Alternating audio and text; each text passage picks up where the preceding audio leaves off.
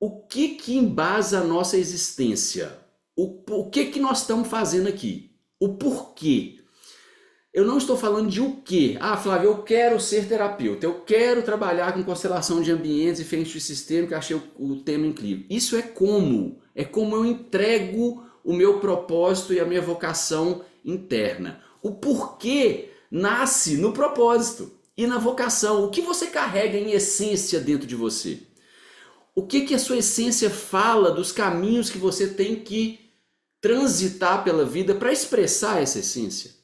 O porquê, ele é muito mais profundo do que como vamos fazer isso, de quais são as ferramentas para fazer isso. Porque senão a gente estuda, caça vários caminhos e às vezes até os resultados que vêm da gente trilhar esses caminhos acabam nos afastando da nossa essência. Então o que é mais importante para a gente entender e sentir aqui no workshop e também no método bioconstelar, por que estamos aqui? Quais são os nossos propósitos e vocações mais íntimas, tá? Então isso é essencial na terapia sistêmica da casa. E a gente vai considerar que a casa somos nós, a gente e os nossos clientes como morada das nossas essências, das nossas vocações, dos nossos propósitos que estão no nosso sistema límbico cerebral. Mais para frente eu vou explicar um pouquinho o que é isso. A neurociência, a neuroarquitetura já transitam por essa área, aonde a física quântica já está com estudos muito avançados. Eu não quero criar chavões, não quero criar dogmas, criar expressões e nem ser místico aqui. Eu quero trazer para vocês a minha experiência e de todas as pessoas que já decidiram estar estudando e se aprofundando no método bioconstelar e também os milhares de clientes que já foram atendidos e pacientes com o método bioconstelar. Então, o que eu percebi na minha trajetória pessoal? Que sim, a gente é o fator de harmonia da nossa vida. E aí eu vou contar um pouquinho da minha história para vocês, que é o seguinte. Eu fiz vestibular para medicina e psicologia. E assim, a minha ideia era cuidar do mundo e dos outros. Acabei caindo na arquitetura. Passei no vestibular de psicologia, acabei não cursando. Medicina eu tentei 2 vezes, não entrei. E quando eu falava que queria medicina, eu queria, na verdade, ser psiquiatra. E eu percebi na minha trajetória pessoal e profissional que essa necessidade, ela estava pautada em carências internas. Aquilo que eu não havia recebido do mundo ou aquilo que eu achava que deveria ter recebido. Então eu estava querendo cuidar do mundo no intuito de entregar algo que eu não tinha dentro de mim, esperando que o mundo me devolvesse aquilo que era a minha carência. Então eu virava uma bola de neve sinistra. Por quê? Porque eu estava, na verdade, pautando a minha missão de vida em dores e carências. Como que por ressonância o mundo me respondia? Com dores e carências. Aonde eu olhava para o mundo, eu via dores e carências. Quais clientes que eu atraía? Aqueles clientes também que não conseguiam legitimar sua própria história e por dores e carências transitavam pela sua missão. E isso gerava uma egrégora de escassez na minha vida. E eu comecei a ser mais altruísta do que autossustentável, porque eu queria só entregar, não conseguia receber, sentia culpa de receber, não conseguia falar, minha mentoria é 8 mil. Eu nem sonhava que era possível ter gente que queria estar junto comigo pagando 8 mil numa mentoria. Isso para mim era um absurdo, inclusive. Eu achava assim, eu falava, como assim? Isso é um abuso. Então, assim, na realidade, a gente tem que entender que tudo que a gente olha no mundo, aí eu vou trazer um pouquinho da física quântica de novo. A gente olha no mundo, é o que a gente vibra. O mundo a gente é materializado pela nossa vibração interna. E aí, eu já estou trazendo o conteúdo lá da frente, mas não tem problema não, que eu empolgo. Quando a gente, como terapeuta e pessoas, como pai e mãe, como filho, a gente empresta o nosso olhar para os outros, nós estamos materializando a vida dos outros a partir do meu olhar. Então, eu estudei Feng Shui, sou constelador, depois vou explicar um pouquinho para vocês dessa minha história. E eu senti que eu estava emprestando meu olhar para os meus clientes, para os meus pacientes. E o que estava acontecendo? Uma codependência terapêutica. O meu cliente precisava do meu olho para transitar. Então eu tinha que carregar não só ele, mas o mundo inteiro nas costas, porque era uma postura de salvador, apesar das carências todas que eu carregava dentro de mim. Eu entrei na arquitetura. Falei, o que eu estou fazendo aqui? Primeiro semestre eu falei, meu Deus, o que é isso? Onde é que eu estou? Porque eu ainda tinha esse intuito de cuidar dos outros. Na verdade, era cuidar de mim mesmo. E arquitetura, padrões mercadológicos, estéticos, tendências, uma loucura, técnicas, concreto armado, na minha época era estrutura metálica. Eu falei, nossa senhora, não estou no lugar certo. Estou um peixe fora d'água.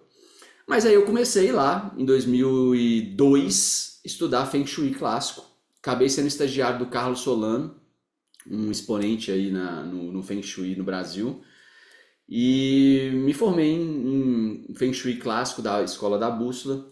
Depois estudei geobiologia, também com vários professores do mundo inteiro, organizei congressos de geobiologia, fui diretor de arquitetura de 2004 a 2011 do Instituto Brasileiro de Geobiologia. Geobiologia, para quem não sabe, é um estudo da saúde dos ambientes influenciando na nossa saúde física. Então eu sou expert em campos eletromagnéticos dos ambientes, sou expert em mapear veios subterrâneos de água, redes geomagnéticas, ondas de forma, que é como que as formas interferem na gente a partir do limite físico. Me formei em radiestesia também, até porque a radiestesia eu uso para mapear os veios subterrâneos de água, o nível biótico e o nível energético dos ambientes. Também estudei muito organoterapia. Comecei a fazer orgonites, caixa orgânica, pantufa orgânica, assim, li o livro do Reich e fui transitando por esses caminhos. Há 7 anos eu me formei em constelação sistêmica também familiar. Mas aí tem um ponto que eu já falei com vocês. E aí eu queria botar uma fotozinha aqui que é emblemática. Eu amo colocar ela. Deixa eu mostrar aqui. Olha aqui, ó. Olha esse Flávio de 2017. Depois de tantos estudos, de tanta coisa acumulada dentro de mim, eu já não aguentava mais. Eu me sentia que eu estava esforçando muito, transitando por um caminho de autoconhecimento muito profundo, que eu até não citei, porque eu fiquei 20 anos num caminho de autoconhecimento assim profundíssimo. Várias formações e minha vida continuava montanha-russa de harmonia e desarmonia. É dos meus clientes também. Isso por quê, gente? Acabei de falar com vocês aqui atrás. Eu não conseguia realmente assumir o meu protagonismo de harmonia e prosperidade na vida. Eu ficava dependente da próxima formação. Não, eu vou estudar isso aqui e aí pronto, isso aqui vai resolver minha vida. Eu ficava bem depois que eu fazia um curso de formação, mas depois voltava a vigorar aquele padrãozinho comportamental emocional das carências que eu carregava no mundo. Não conseguia legitimar a minha própria história. E cada vez que eu fazia uma formação, então, eu me sentia mais fora da minha própria existência. Eu não me sentia em casa comigo mesmo, porque eu acumulava um conhecimento. Aquele conhecimento eu tomava como verdade absoluta, mas não trazia o conhecimento a partir de uma vocação e um propósito muito essencial, muito verdadeiro. Então eu estava acumulando conhecimento como se fosse uma codependência terapêutica desses conhecimentos. A maneira que a gente acumula e se vincula aos conhecimentos também fala da nossa terapêutica na vida. Então o propósito e vocação, se não estiver bem expresso na hora da gente fazer um processo de autoconhecimento, um estudo, a gente vai acabando deixando a gente de lado e vai colocando o estudo como soberano. E aí a gente acaba se afastando cada vez mais da gente, e quando o resultado vem daquilo que a gente estudou, a gente se afasta mais ainda da essência. Porque o estudo não foi pautado na essência e na vocação. E aí vem o resultado daquilo que eu estudei, e o resultado, você fala, isso aqui não sou eu, mas eu estou cheio de resultado, mas esse resultado não fala de mim. Então, em 2017, eu tomei uma decisão que não foi a decisão assim, agora eu vou mudar minha vida. Não, foi parar. Eu falei, agora eu vou parar. Eu vou parar e só vou voltar a trabalhar com projetos de arquitetura com foco no bem-estar, com consultorias de harmonização de ambientes e com terapias integrativas quando eu descobri um caminho interno. Um caminho que pudesse me transformar de dentro para fora e aí sim eu continuar esse processo de transformação a partir da minha autonomia de harmonia. Isso não é egoísmo. Se você não tem autonomia de harmonia, você não consegue entregar isso para o mundo. Ou você entrega para o mundo sem entregar para você mesmo. Então, inclusive, isso é uma síndrome terapêutica, né? Dos terapeutas, das pessoas altruístas, que é entregar e não receber. E aí foi quando o método bioconstelar nasceu. Não tinha esse nome de método bioconstelar, mas eu tive dois grandes insights. Eu comecei a desenhar ambientes simbólicos, como eu sou arquiteto, comecei a desenhar ambientes simbólicos num quadro branco que eu tenho aqui em casa, em umas folhas de papel. E esses símbolos, que eram representação dos ambientes da minha vida, tanto físicos como sistêmicos, depois eu vou explicar o que são ambientes sistêmicos, eu comecei a trazer nesses símbolos objetos, cristais, bonequinhos da constelação que eu já usava, e comecei a representar elementos ali que tinham a ver com as questões que eu queria olhar para a minha vida.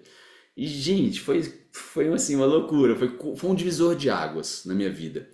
Porque isso me trouxe, a partir do meu próprio olhar, e não de uma visão de um mentor, de um terapeuta, de um professor, o que eu precisava e conseguia ver com o meu próprio olhar a partir dos meus padrões que eu carregava dentro de mim. É como se fosse um raio-x, só que a máquina era eu mesmo fazendo o raio-x.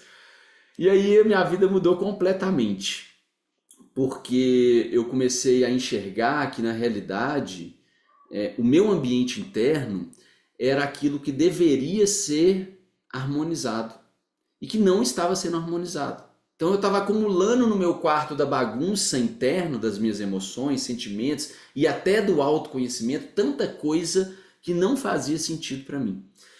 E aí o método bioconstelar veio como essa luz que a gente acende num quarto empoeirado, escuro, para a gente poder ver aquilo que é preciso ser ressignificado, aquilo que precisa ser visto para que depois a gente transforme. Mas o método não é investigativo, não é algo que a gente precisa de ficar como detetive para olhar para o nosso caminho de prosperidade e harmonia interna. E aí, nesse ponto, eu queria te perguntar e queria que você respondesse de forma verdadeira, se você está preparado mesmo, se você gostaria de trilhar um caminho sem culpa e sem ficar pedindo desculpa para os outros, para o mundo, para habitar uma postura próspera dentro de você, para abrir caminho para a prosperidade na sua vida. E, gente, quando eu falo de prosperidade, não é financeira, não. Eu estou falando de prosperidade como postura de atrair ciclos de abundância. E sim, a parte financeira pode ser um resultado disso, até porque a gente vive num mundo que sem dinheiro a gente não consegue fazer nada. Mas existe gente que está com muita grana e não tem prosperidade. Então a prosperidade aqui na Bioconstelar não é acumular dinheiro. Isso é um dos resultados que, se o processo, o caminho, o como você está fazendo isso tem vínculo com a sua essência, o dinheiro vai te fazer muito bem. Mas se o dinheiro vem de algo que não é essencial, o dinheiro torna-se um peso enorme a ser carregado e a ser gerido. E pode ser que inclusive ele vá muito rápido embora. Então, o que eu gostaria de saber? Coloca aqui no chat para mim. Você está com esse ímpeto mesmo de fazer da sua vida um caminho mais próspero? E aí, se sim, você vai falar para você mesmo: eu abro espaço dentro de mim para uma postura de prosperidade.